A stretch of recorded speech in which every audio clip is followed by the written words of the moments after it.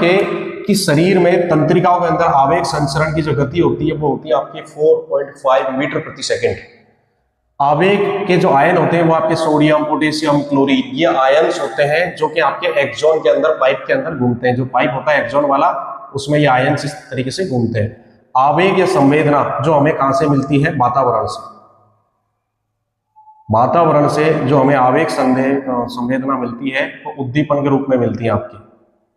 अब इस संवेदना के आपको रिसीव करता है आपकी द्रुमिका, जो कि आपके न्यूरॉन का पहला पार्ट है। इस तरीके से जो पार्ट है आपके डेंड्रॉन्स इसको बोलते हैं। कोशिका का है साइटोन, जो कुछ बीच वाला भाग है आपके। फिर वहां से ये सूचना आपके एक्सॉन यानी इस पाइप के द्वारा, तंत्रिकाक्ष कहते हैं हिंदी में, ये विद्युत रासायनिक संकेतों के द्वारा सिनेप्स, जो इसका पूरे हमारे न्यूरॉन का अंतिम सिरा यहाँ तक पहुंचती है। फिर एक रसायन है आपके एसिटिलीन कोलिन, इसके द्वारा ये सूचना दूसरी तंत्रिका कोशिका तक पहुंचती है। इस प्रकार ये सूचना आगे बढ़ती बढ़ती अगर मस्तिष्क के काम की है तो मस्तिष्क के पास जाएगी। जैसे पढ़ने का काम है, सोचने विचारने का काम है, बुद्धि से कोई काम लेना है तो सारी सूचनाएं कहाँ जाएगी? मस्तिष्क के पास। यदि कोई कार्य तुरंत करना है तो सूचना जाएगी मेरुरज्जु के पास।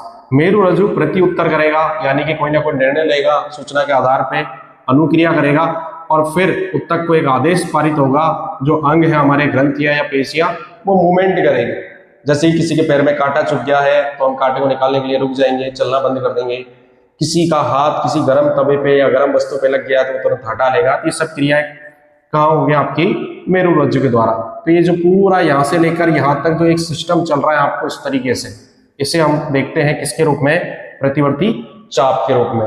तो तुरंत अनुक्रिया की एक दक्ष प्रणाली है आपके प्रतिवर्ती चाप। यानी कि अगर शरीर को तुरंत कोई क्रिया करनी है तो उसके लिए सबसे बेस्ट प्रणाली है कि आपके शरीर में क्या बनता है? प्रतिवर्ती चाप बनता है। मस्तिष्क का जो हमारे शरीर में वेट है, वजन है, वो लगभग 1350 ग्राम से लेकर 1400 ग्राम यानी कि 1.4 केजी के बराबर होता है। 1 किलो 400 ग्राम के आसपास।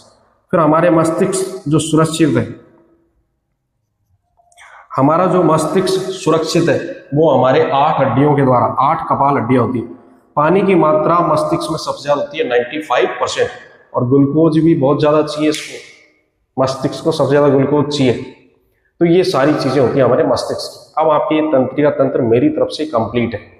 तंत्रिका तंत्र, पादप की गतियां, पादप हार्मोन, जंतु हार्मोन, मैंने आपको सारा कुछ पढ़ा दिया। यानी कि पार्ट 6 के अंदर जितने क्वेश्चन बन सकते हैं वो मैंने सारे पढ़ा दिया। आप सारी वीडियोज को लगभग 1 से 2 बार देखो, आपको ये पार्ट बहुत आराम से याद हो जाएगा और बोर्ड की तैयारी करो।